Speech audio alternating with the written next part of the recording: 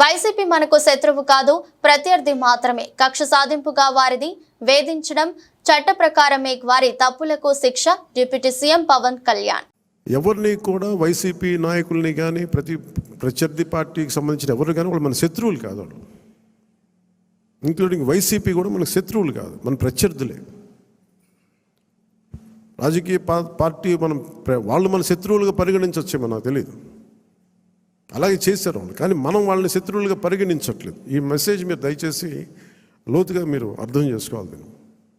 వాళ్ళని పీడించడం కానీ వాళ్ళు చేసిన తప్పులు మనం చేయకూడదు. అలా అని చెప్పి మనం ఏం చేతులు కట్టుకుని ఏం లేవు. వాళ్ళు చేసిన తప్పులు ఉంటే చట్టం ప్రకారం మన పివి నరసింహారావు గారు ఉటంకించినట్టుగా మన పిఠాపురం సభలో కూడా చెప్పాను. చట్టం ఏ పనులు చేయాలో ఆ పనులు చేసుకెళ్ళిపోతూ ఉంటుంది. కానీ కక్ష సాధింపుగా కూర్చోబెట్టి వాళ్ళని వేధించడం కానీ, సామాజిక మాధ్యమాల్లో నిందించడం కానీ, అలాగే ఎవరిని కూడా వ్యక్తిగత దూషణకి దూరంగా ఉండమని నేను అందరినీ కోరుకుంటా ఉన్నాను.